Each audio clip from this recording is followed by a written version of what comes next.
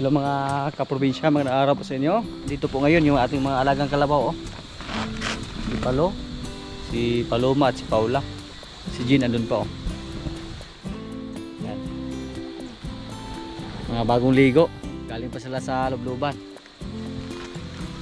Si Paula. Pag galing sila sa lubluban, halos hindi natin sila makilala. At si Palo, andun, yung lalaki nating kalabaw. Nung pumunta tayo sa stockyard, nakakita tayo ng magandang klaseng kalabaw doon. Pero nabili na siya ng iba. Gwapo. Mas malaki pa sa ating kalabaw na si Palo. Kung hindi lang tayo naunahan, siguro mabili natin yun. Yung kalabaw na yun. At ngayon po dito sa amin, makulimlim na naman mga kaprobinsya. Mukhang may ulan. Tapos maambon na. Pero habang hindi pa masyadong malakas yung ulan, puntahan natin doon. Kasi nakita ni Brod yung itlog ng ating ginya. Marami daw. May nakita siya, buti na lang hindi nakita ng aso. Hindi tayo naunahan ng aso. Ganun po kabilis dumami yung ating mga alaga na ginya. Walang tigil sila sa pag-itlog. Yan po. Kunin kaya natin siya or hayaan lang natin siya na maglimlim dyan. Naglimlim na. Sa tingin namin, bago pa lang siya naglimlim dito. Kung ako naglimlim sa o pasagdaan na ito dire. Ha? Siguro nagkuha ng mais. Kuhaon raw gani gapon kay nung singko ulan. Wala pagkita ni man wala pa ni galumlom ane. Nakita nato na siya. Habo, karo man siya ito kuan. Matapang po yung ginya mga kaprobinsya. Pero paghayaan natin siya diyan, delikado kasi tag-ulan na. Sigurado tayo na hindi mapisa or masira lang yung mga itlog nila. Suray ganyan ha. Kunin ko yung itlog mo. Okay.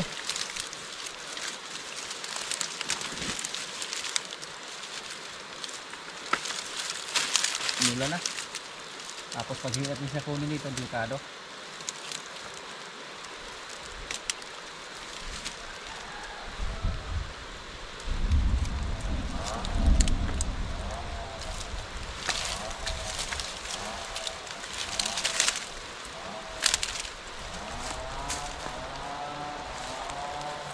Para lumakas yung ulan.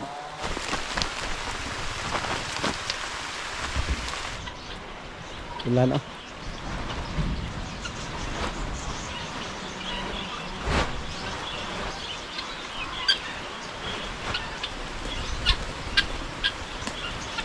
Yan, pag hindi natin kinuha yung itlog sa ating ginya, sigurado tayo na mabasa sa ulan kasi umulan na naman.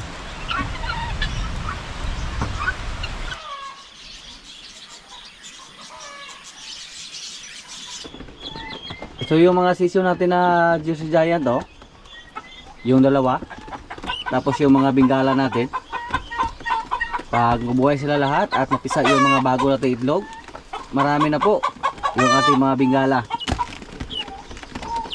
Yan, pero ginaw sila dahil napundir yung aming bulb, yung ilaw namin. Bibili tayo mamaya. At ngayon naman may tandang tayo dito na dala. Cobra. Ayan So may taga-kasta na dito sa ating mga inahing manok na natira. Sa mga nakasurvive nating manok sa piste na dumapo dito sa atin. Op. Oy! Yan. Ito yung gawin natin taga-kasta dito sa atin. So ito na po yung expected natin na dumami dito sa ating area. Yung mga ganitong klaseng manok na cobra. Palit po ang tawag dito sa amin. kawalan natin.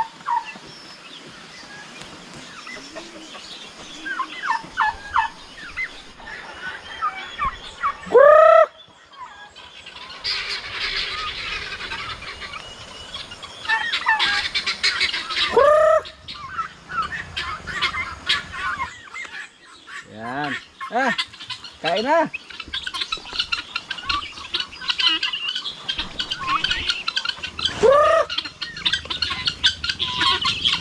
Pero hindi pa nakauwi lahat.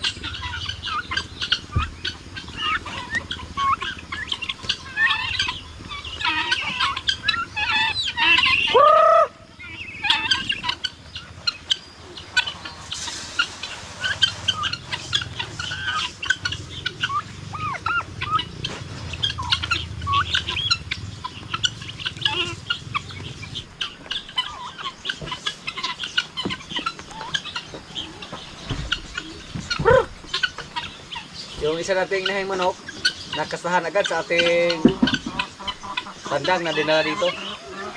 Ano na oh, naghanap na ng asawa. Pinahabol na yung ibang mga inahin doon. Nagsimula na siya magparami, magkalat ng kanyang similya.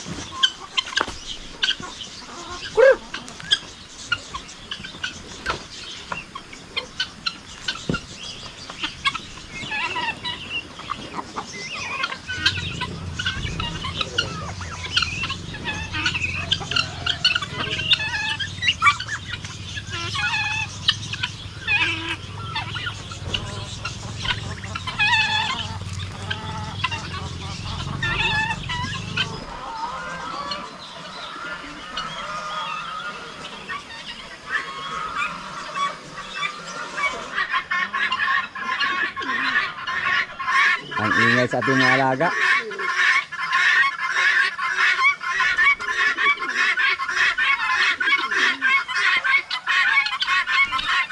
Mga matatapag po sila sa manok, pero takot sila sa gansa.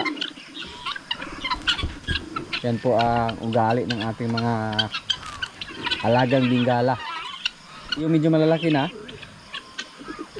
yung dito lang napisa, nasa 15 heads. 15 heads yung naka-survive. Tapos may 5 tayo dito na mga breeder. At may mga bagong sisiyo pa tayo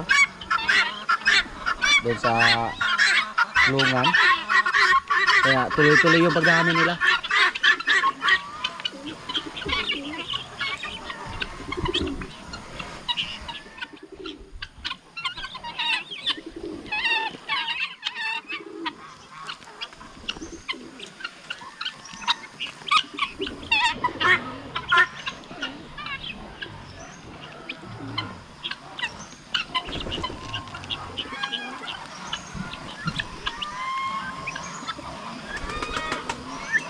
Yung inahin natin isa oh.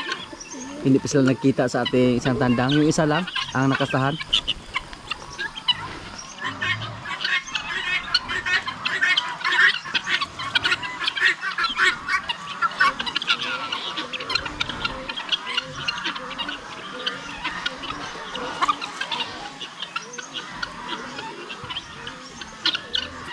Yung tandang natin oh. Pabalikin natin doon. Para makita na yung inahin natin doon. 4 po yung inahin natin dito. Pag mangitlog yan lahat, baka dali lang dumami sa ating mga manok. Pinabalik natin kasi andun siya pumunta sa kulungan ng ating mga baka. Tapos yung mga manok dyan, hindi yan sa atin yung iba. Yung mga ganyan natin. Buti na lang na tinawag natin sila. Umuwi lang.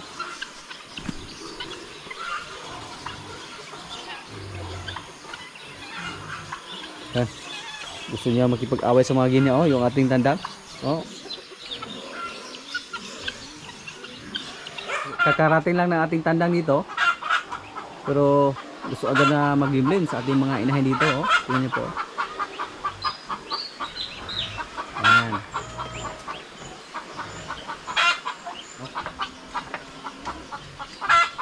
Matagal na po tayo na hindi nakakatay ng manok dito. Yung ganyan, susunod na araw, magkatay tayo.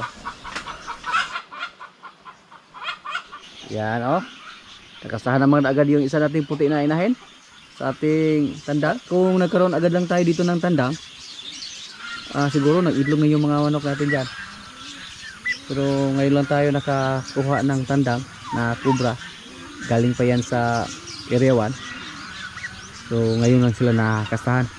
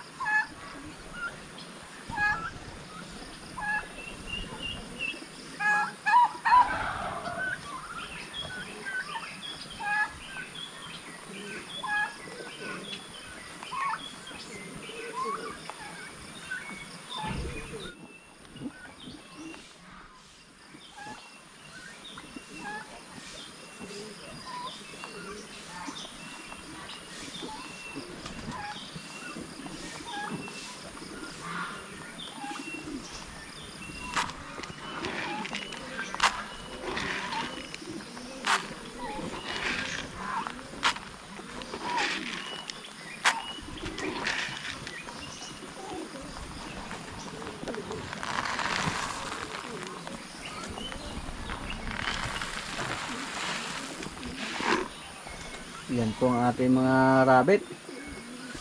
Tuloy-tuloy yung pagdami nila.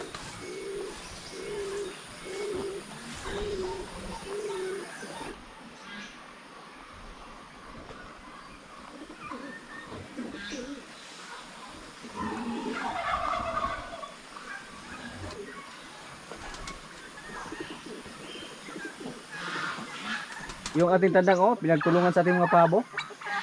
1 versus mini. Matapang yung tandang natin. Oy. Hindi na patalo sa mga pabo natin.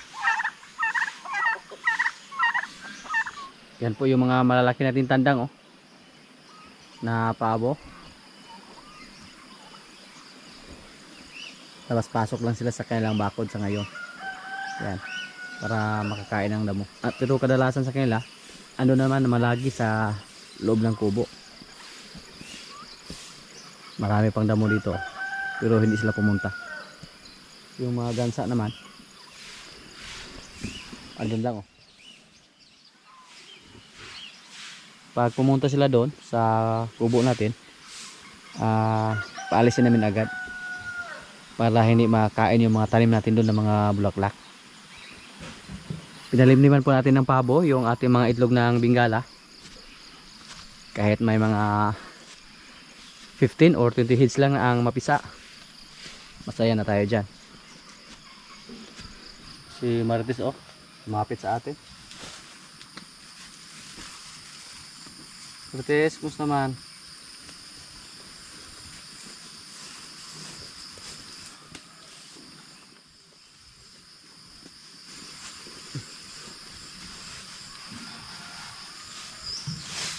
Tanggal yung mga balahibo ni Marites oh.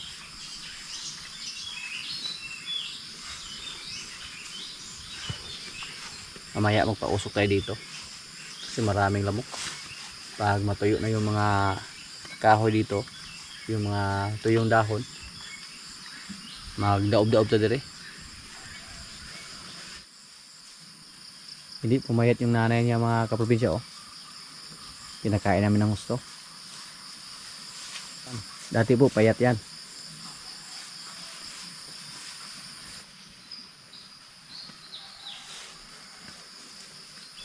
sa mga hindi po nakapanood sa una nating mga video dito, yung pan natin dito sa ating asula, binuhay natin, magparami tayo ulit ng mga asula dito. Yan po.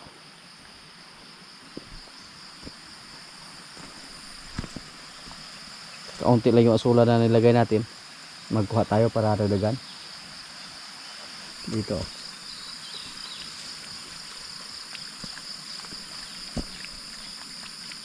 Sa kabila natuyo, basta yung supply ang diferensya. Siguro may nakaharang doon sa hose, napakahina lang ng supply, kaya sinipsip lang ng lupa yung tubig. Yung dito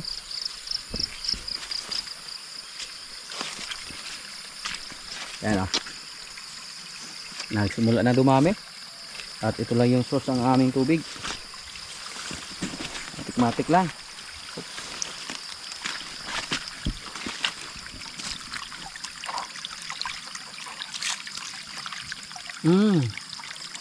Kaya para may kuhol na nakaharang sa loob, sa ilalim mo. Kaya walang agos doon. Kuhol na nakaharang.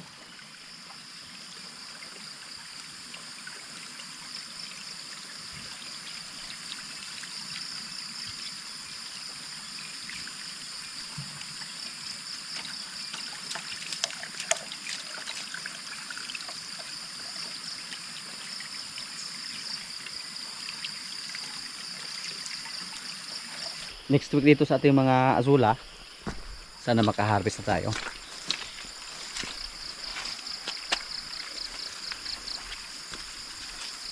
Makasan ng konti yung tubig. Ngayon po tingnan natin yung ating mga tanim na napier doon sa kabila, kung ano na hitsura.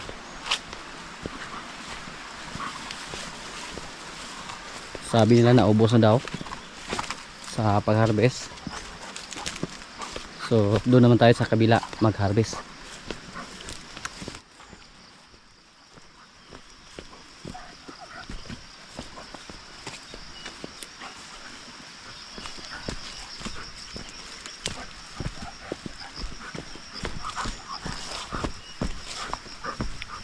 Dinala natin yung ating mga aso para maka-exercise. Si Bingo at si Matthew. Ano? Kahit saan-saan lang magpunta, nasanay na siya dito sa atin.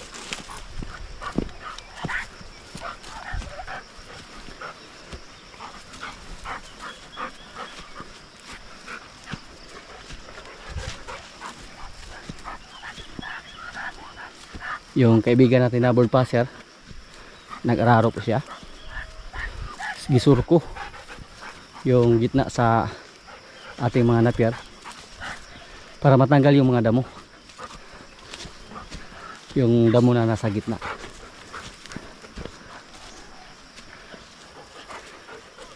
Medyo matagal to bago namin naubos yung mga napier natin dito mga kaprobinsya.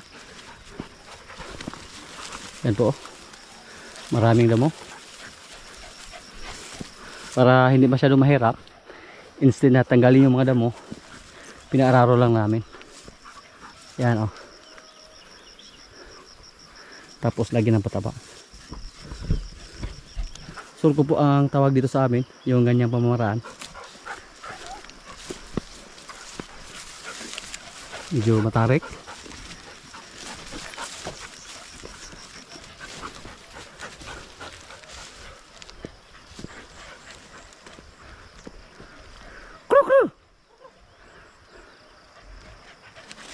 Ito yung resulta mga kaprobinsya. So yung ibang damo natabunan.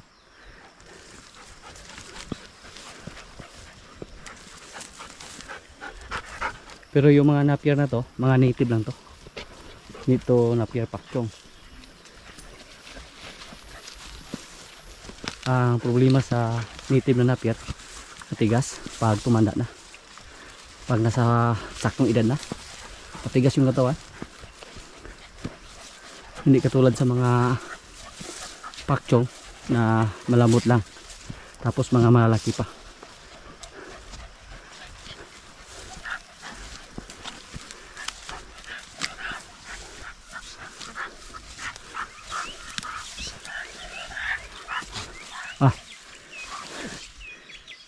Humok na humok.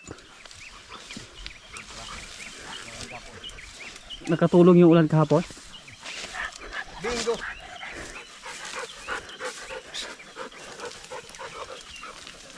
Yan. Ayos ah. Ha? Galagunot yung tirada?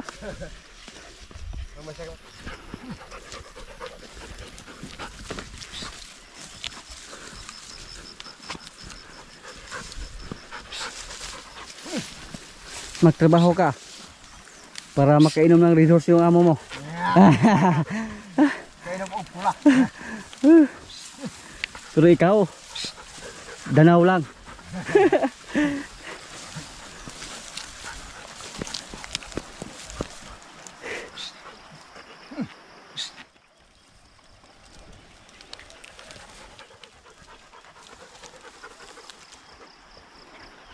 Kahit matarik mga kaprobinsya, oh, kayang-kaya pa rin sa kalabaw natin. Kasi yung kalabaw na yan, sa atin yan. Nalagaan niya. Bumili sana tayo ng kalabaw doon sa stockyard. Pero naisipan natin na may kalabaw naman yung kaibigan natin na inalagaan niya. Para magkaroon siya ng trabaho, siya na lang yung pararuhin natin dito.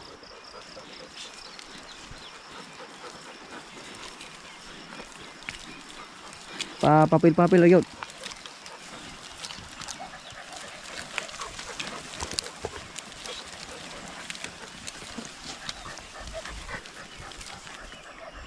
Walang kulang yung inuridor sa kalabawan eh kayo no. Wala tubil.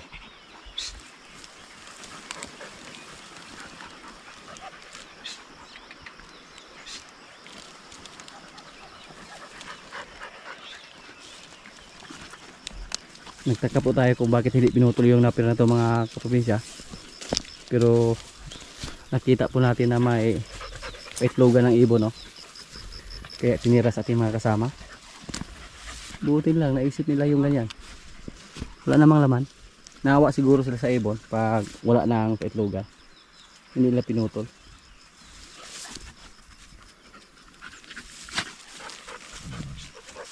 Mateo!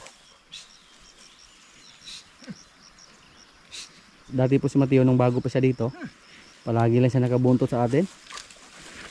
Pero ngayon, oh, para lang si Bunbon na kahit saan saan lang magpunta.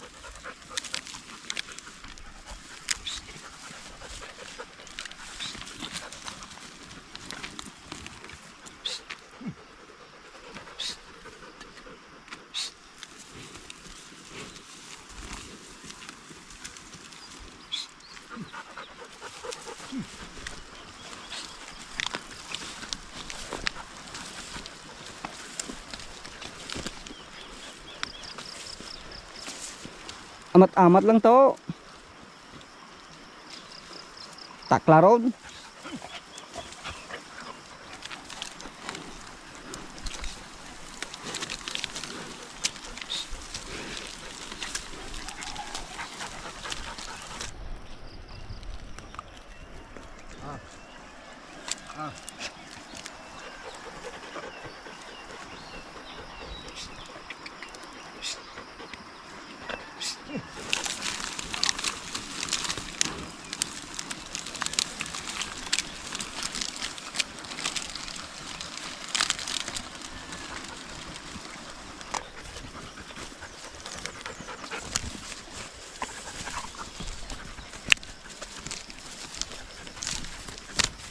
Mau ta bahaw? Bahaw ta.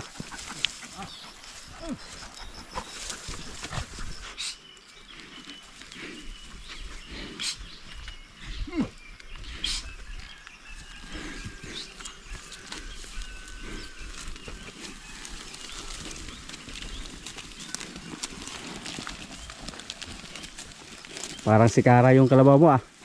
Gustong tumakbo. Relax muna, relax. Pahinga muna.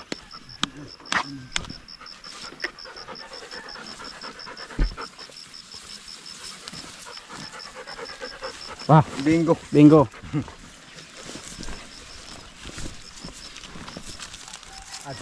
Ligit tag bingko. Og ato ta mahura.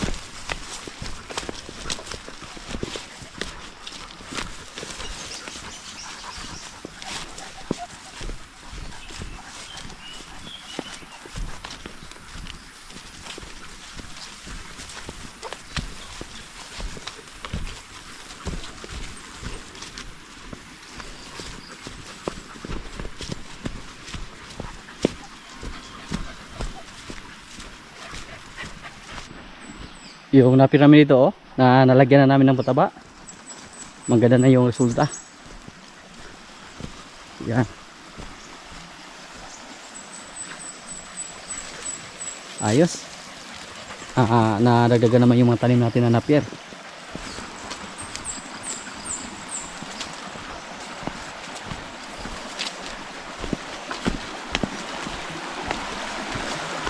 Ligo.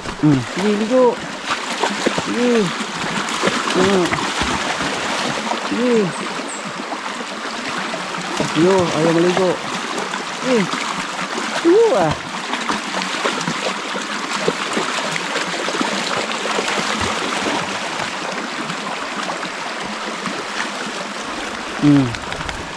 Sakto na.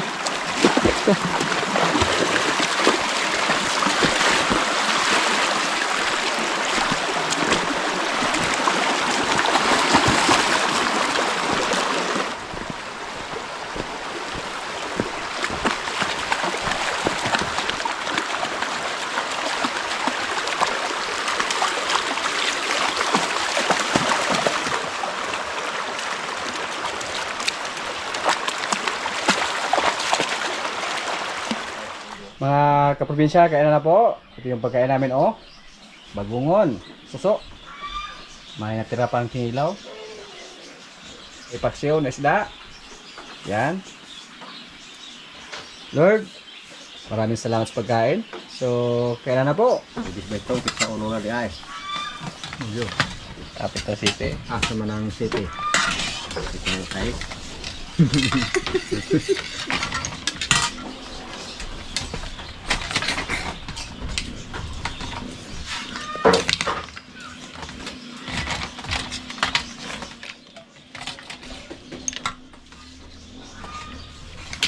Nalimtan juga dito dahil oh.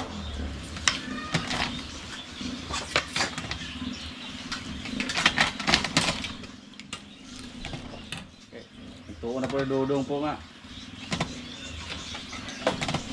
Oo. Pwede mo yung sabi. Nagawap na bangka.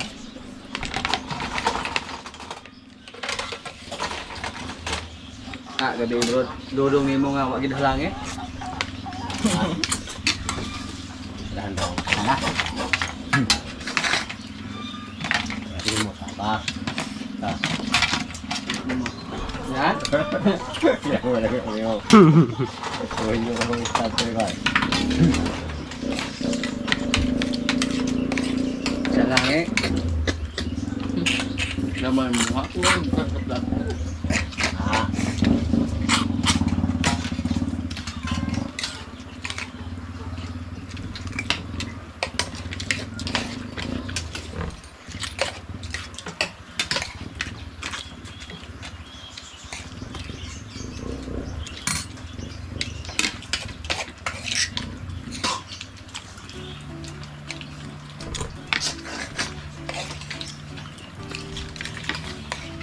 Gua mo yo, kaya angkot man. Turok ito ni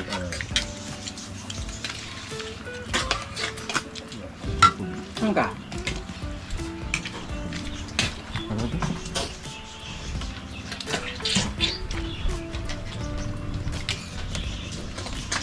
Gusto din yung tiyan nga na maharog ka ng baboy. Balik naman kayo munda.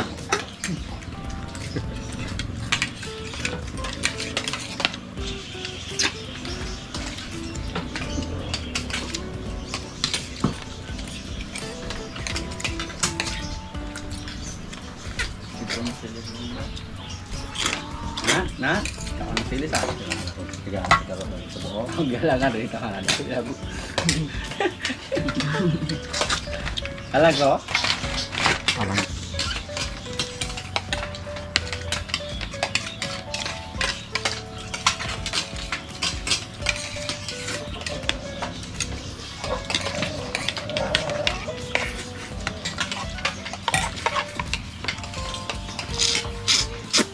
Nasa iyo nga.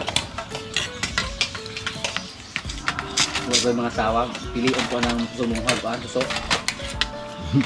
Dahil mo susog siya, susog ko. Lali mo yung kanta na. Mag-gitar, alam ko, mag-ukulele. Tawa niya.